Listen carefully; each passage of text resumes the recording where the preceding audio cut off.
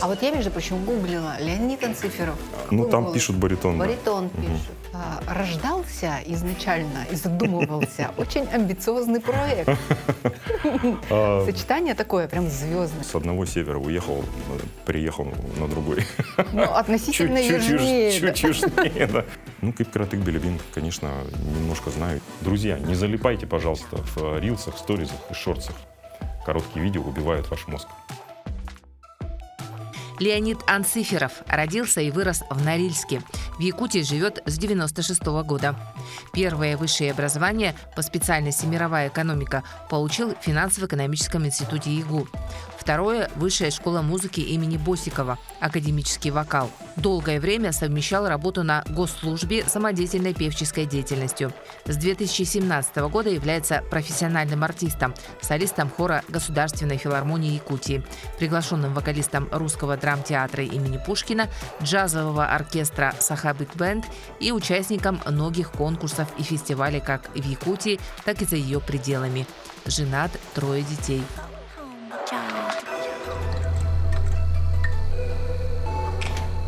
Очень-очень рада вас видеть. Тоже рад.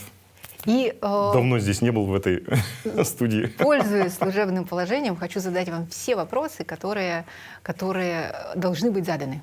Хорошо, я готов. Начнем с имени и с фамилии. Леонид Анциферов. Такое ощущение, как будто бы рождался изначально и задумывался очень амбициозный проект. Сочетание такое, прям звездное, скажем так. Да. Но это же все свое родное. Да, все свое родное. Знаете, очень часто мне задают вопрос, особенно люди старшего поколения, случайно мы не родственники или с Татьяной Анциферовой. Но фамилия, оказывается, в России достаточно распространенная, поэтому не родственники мы, не знаю, там, к сожалению или к счастью, как это сказать. А имя меня назвали в честь деда. Вот, достаточно редкое для того времени было имя, но у нас тоже вот такая семейная история есть на этот счет. Когда он пришел получать метрику, мама его все детство звала Ленькой, подразумевая, что это Алексей. Леша. Когда он пришел получать метрику, его спрашивают, как тебя зовут, он, ну как, вот так вот зовут. Ну, мама тебя как называет? Он говорит, Ленька. Ну, соответственно, грамотные люди и написали ему Леонид. Леонид, как положено, да? Как полагается. А хотелось бы узнать еще историю того, как вы в Якутск попали. Потому что это же вот с какого года? С 96-го. 96-го. Да, А до 96-го года где? Сам я родился в Норильске вообще. Вот. И... Еще севернее. Да, еще севернее. Ну, то есть, как у меня родители смеются, с одного севера уехал, приехал на другой. Ну, относительно южнее. Чуть южнее, да. А совсем южнее не получилось? Нет, совсем южнее не вышло. В 92 году я поступил в Новосибирске в институт. Тогда это назывался Институт народного хозяйства.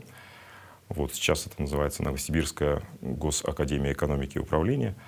Там учился и там познакомился со своей будущей женой. Она была из Якутска. Вот. Ну, у нее с учебой в Новосибирске не задалось, она переехала сюда. И как-то мы вот так посоветовались и решили, а почему бы и нет. И я тоже перевелся сюда. Перевелся. В финансово-экономический институт. И во всем виновата любовь. Да. Как во всем хорошем. Да, как во всем хорошем всегда. Да. Любовь правит миром. Ой, и с тех пор вы вместе? Да, с тех пор. Это сколько уже лет браку? Это уже много. А в этом году, кстати, юбилейный же год. Да? Ну, юбилейный год, да, у меня. Вот исполняется 50 в этом году. Не знаю пока, чего ожидать от этих всех юбилеев. А надо ли чего-то ожидать? Вот в том-то и дело, да, потому что очень много у нас общество диктует каких-то шаблонов, что юбилей, надо что-то делать, надо что-то делать. Надо пересмотреть, наверное, Да, гардероб, что-то вот там, отношения к что-то многим вещам. сделать, надо что-то вот куда-то что-то поменять, пересмотреть планы на жизнь, там еще что-то в таком духе. Вот не знаю, честно говоря. Я очень надеюсь, конечно, что в этом году у меня получится там парочка сольных проектов. Очень надеюсь. Пока все упирается вот в такие банальные вопросы, как спонсорство, потому что, оказывается, за свои деньги у нас не принято такие вещи делать. Не знаю почему. Ну, я думаю, найдутся. Найдем. Леонид, а вообще в целом вот ощущение себя в 50 лет, как это? Да, знаете, как-то не ощущаю я себя на 50, честно говоря. Это вообще неожиданно как-то у меня получается так, что вдруг ты смотришь на календарь и понимаешь, что в этом году 50. Потому что сейчас очень многие там 30-летние, они, например, такие достаточно инфантильные, они вот ведут себя Ну, как будто 19 лет, как мы да? вот, да, в 19-м. Может мне получить еще один диплом в таком духе. Выходить замуж или не выходить. Ну, вот как-то так. Поэтому, ну, не знаю, и морально, и душевно, и физически на 50 я себя не ощущаю, поэтому ну, будем считать, что это просто такой вот календарный возраст. Ну и отлично. Следующий Да. вопрос, тогда поделитесь секретом. А как это вы так не ощущаете себя физически на 50 лет? Что вы для этого делаете? Секрет его молодости. Да.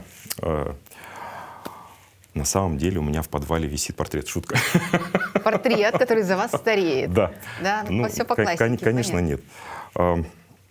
Я больше чем на 100% уверен, что все дело в положительной атмосфере в семье. Вот когда все в лад, когда все хорошо, когда никто друг другу не выносит мозг, грубо говоря. Я прошу прощения за такую вот идиому. Когда живешь в согласии и ну, смотришь не только вот в одну сторону, когда говорят сейчас, что вот в семье все должны смотреть в одну сторону куда-то. Ну и друг на друга тоже надо смотреть. Конечно Это же. важно. И немаловажным фактором я считаю замечательный якутский климат.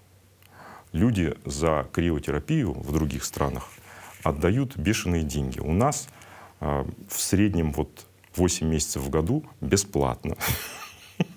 Понятно. Вот.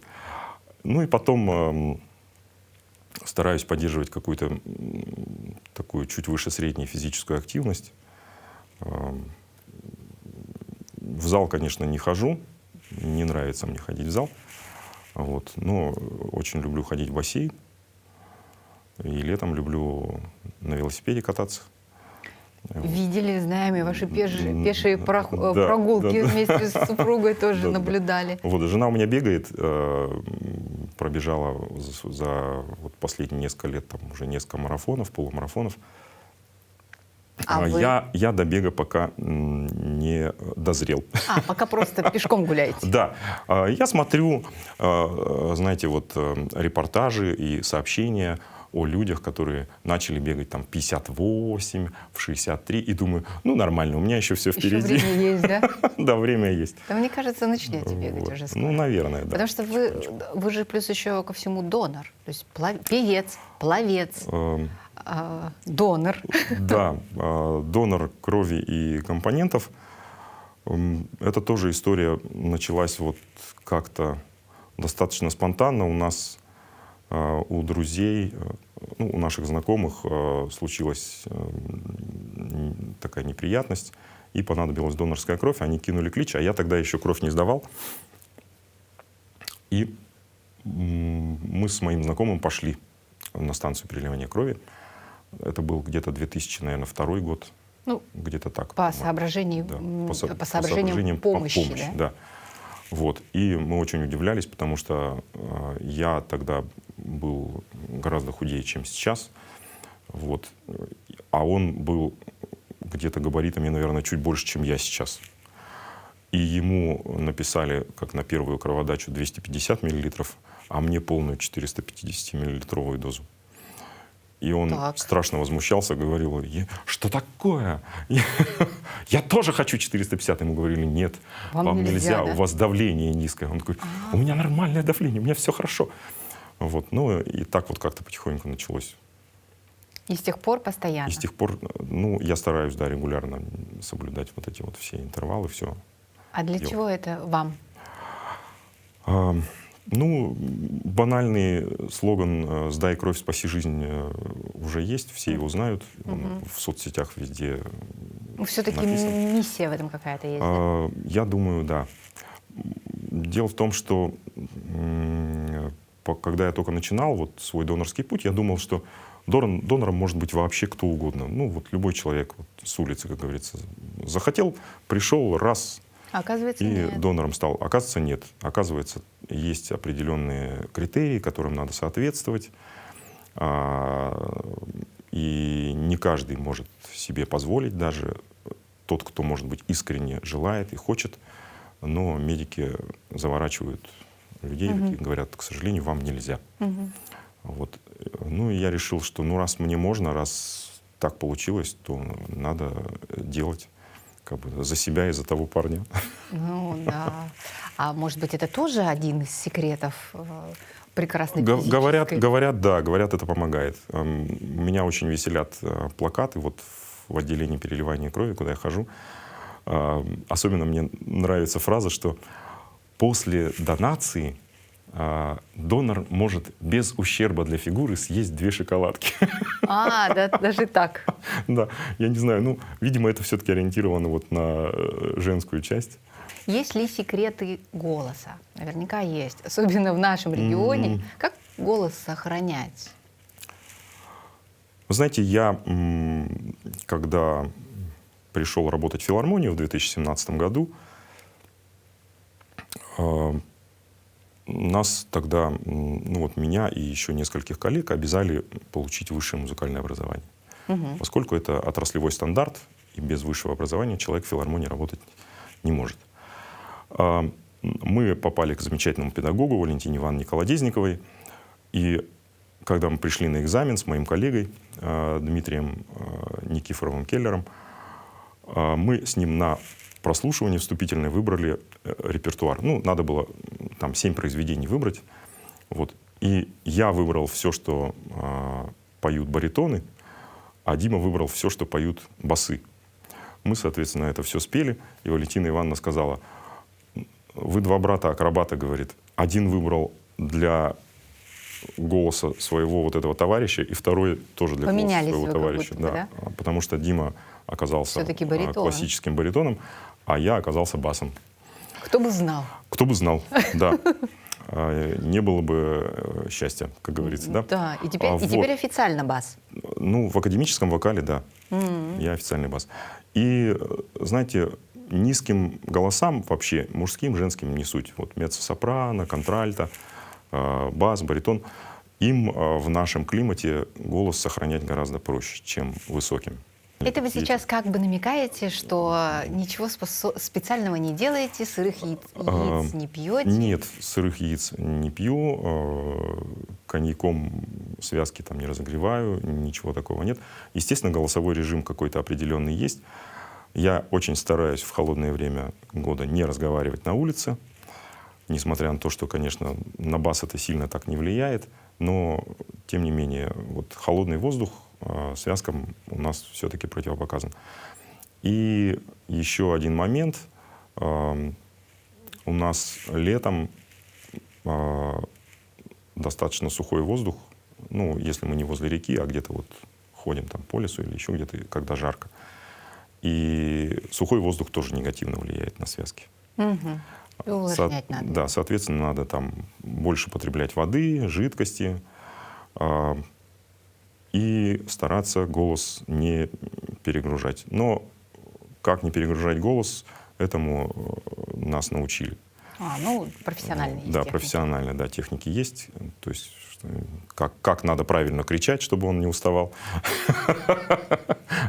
Интересно. Вот, между прочим, обычным людям тоже такой навык Да. пригодился. Я думаю, что да. Как рявкнуть на детей без... Мне вот совершенно недавно, в прошлом году, мне очень пригодился такой навык, когда в медицинском центре девушка, которая пришла первый раз кровь сдавать, ее отправили в кассу, и там надо было через весь медицинский центр, там, ну, я не знаю, там сколько, полкилометра, наверное, может, чуть больше надо было идти пешком. А она первый раз сдала. И ну вот, первый раз, когда сдаешь, появляется такая как бы эйфорическая легкость такая в теле, да, и можешь не заметить, как в обморок можно упасть. Потому что да? крови в организме недостаточно, да. И организм не сразу понимает, что происходит. И она подошла к кассе, там вот отдать эту квитанцию, вот эту справочку. И Упала. я смотрю, она медленно так сползает. Я оглядываюсь, и вот громадный вот этот пустой коридор, никого нет.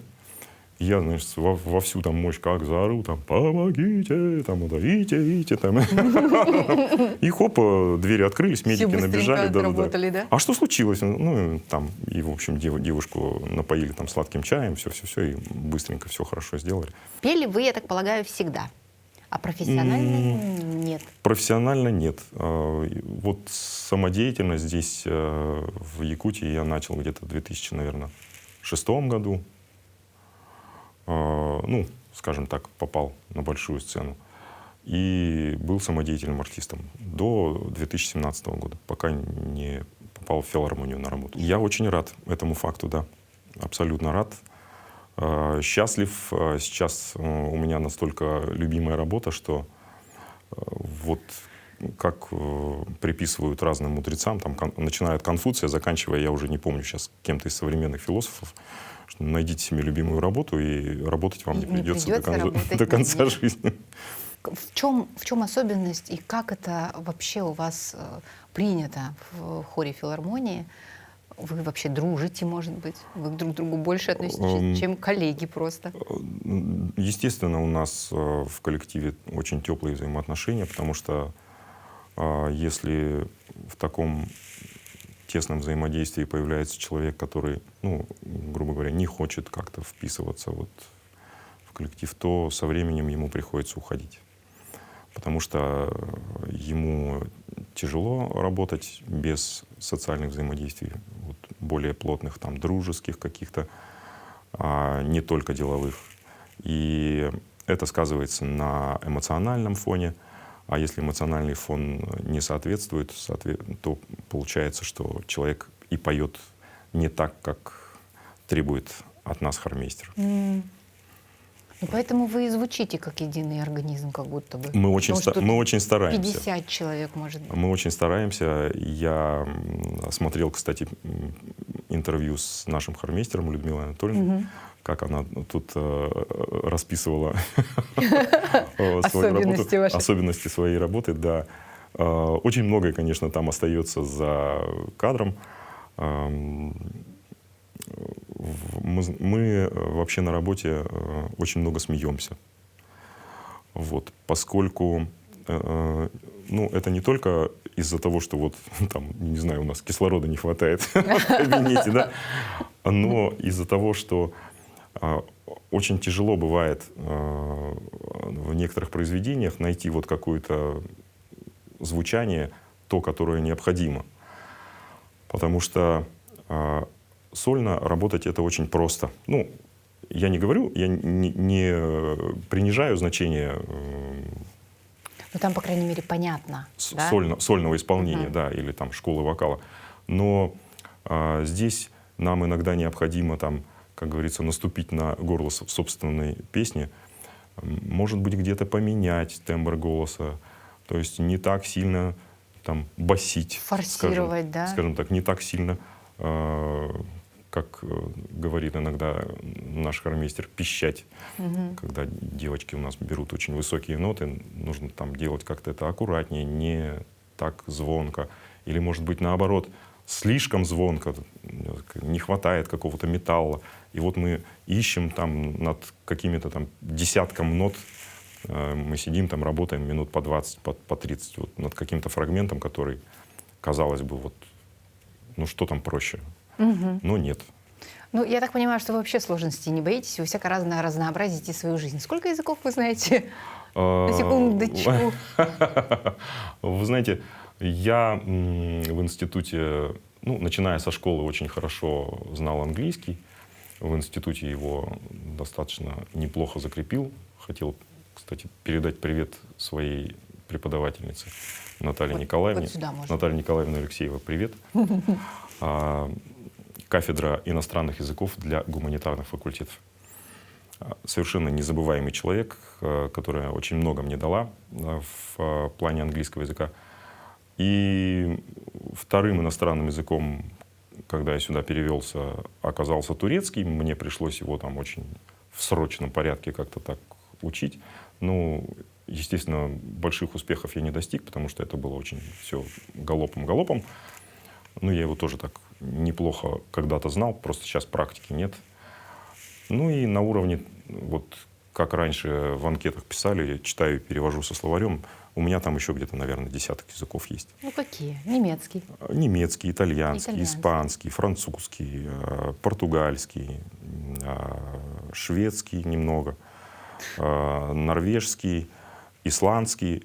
Очень сложный, вообще сложный какой-то, такой странный. Он вот из-за того, что он древний, видимо, что ли. Вот. Потом турецкий, ну и чуть-чуть вот из восточных там, ну там с письменностью все очень плохо. Я до конца до сих пор не Устно в основном, да? Да. А вот арабский, китайский. якутский язык? С Потому что якутским- вот когда вы поете, есть ощущение того, что вы знаете язык хорошо. Ну, Кыпкратык Белебин, конечно, немножко знаю. Я же все-таки сюда приехал, и в институте у нас так получилось, что проводился факультатив якутского языка. И, естественно, я с радостью туда побежал, потому что мне немножко было дискомфортно ощущать себя в обществе таким, знаете, китайцем. То есть все говорят, а ты ничего не понимаешь. Потому что люди, которые здесь выросли, они все равно вот погружены в эту языковую среду. И ну, даже те, кто говорят, я якутский язык совсем не знаю, я ничего не понимаю, все равно какое-то понимание есть. Потому что общая какая-то лексика, она везде звучит. И там, ну, извините, даже междометие уж... Окси и Оде. Аютчи и Индинда. Все знают. Вот, поэтому я пошел на факультатив. И у нас была очень хороший преподаватель. Ну и там дальше уже более такие самостоятельные подходы. Так. Немножко, конечно, я понимаю. Немножко я понимаю, Да. иногда пою. И иногда пою. Да. А вот, кстати, я хотела попросить вас вспомнить какую-нибудь любимую песню. Может быть, это будет песня на якутском языке? Почему бы нет? На якутском языке. У меня вообще очень много любимых песен. Ну, давайте я немножко спою, фрагментик такой, да? And now the end is near, and so I face a final curtain. My friend, I'll say it clear, I state my case, of which I'm certain.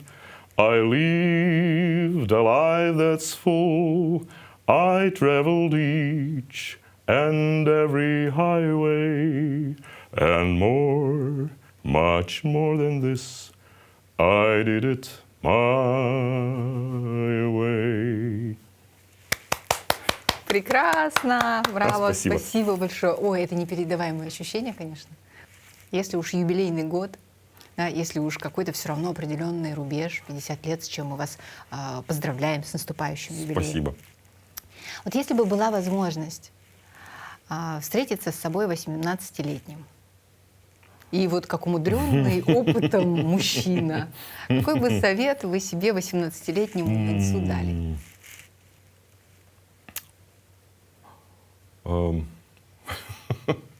Мне в голову, кроме покупки биткоина в 2006 году, ничего не приходит. Ну, я не знаю, там, веди здоровый образ жизни. Я, наверное, посоветовал бы себе чуть более углубленно заниматься музыкой, вот начиная с 18-19-летнего да? возраста. Чуть-чуть пораньше, да. Потому что в музыкальную школу я не ходил. То есть меня пытались отдать в первом классе, но когда я дошел до гаммы и арпеджио, мне стало вообще скучно, и я решил, что все, с музыкой на этом у меня в жизни, по крайней мере, вот с исполнительским инструментальным мастерством у меня на этом покончено. С одной стороны, мне сейчас жалко, что я тогда себя так повел, но с другой стороны, я родителям признателен, что они не стали настаивать, там, как-то меня шпынять, вот, принуждать, потому что я, например, не знаю, если бы я получил, ну, более какое-то классическое музыкальное образование, стал бы я сейчас вообще певцом или нет. Потому что это, конечно, большой плюс. Андрею Миронову не настояли, например, родители. Он же скрипку чуть там не сломал. Точнее, не он, а его друг дверью. Вот. И когда родители поняли, что скрипача из него не выйдет, ну, зато появился гениальный актер. Да, у каждого свой путь. Да, и большой плюс, конечно, когда ребенок занимается музыкой в детстве. Но мне кажется, чтобы это стало каким-то профессиональным путем, должно прийти осознание в более зрелом возрасте. Вот. Мне это пришло, когда мне уже было за 30 чуть-чуть. С музыкой вообще никогда не соскучишься, потому что я считаю, что музыка для мозга — это одно из самых лучших упражнений, наряду с шахматами, остальными вот умственными Согласна, активностями. абсолютно. Поэтому, может быть, кстати, еще и это повлияло на внешний вид. Еще один секрет. Да. Секрет Потому что, молодости. да, вы знаете, вот нейрофизиолог знаменитая, которую сейчас многие цитируют, Татьяна Черниговская, она же говорит, что мозгу нельзя давать бездельничать. Да. Мозг должен постоянно что-то делать. Преодолевать, работать, быть да. в тонусе. Поэтому куда мне сказать в камеру, в какую мне сказать? Вот в эту камеру, Вот в эту пожалуйста. камеру. Друзья, не залипайте, пожалуйста, в рилсах, сторизах и шортсах. Короткие видео убивают ваш мозг. Кормите мозг правильно. Пусть он у вас работает. Заставляйте его работать. Очень неожиданное пожелание, конечно. Ну, давайте будем заставлять мозг работать. Спасибо большое за вдохновение, которое принесли, и за секреты, которыми поделились, и за ваш талант. Спасибо за приглашение. Спасибо. Был очень рад.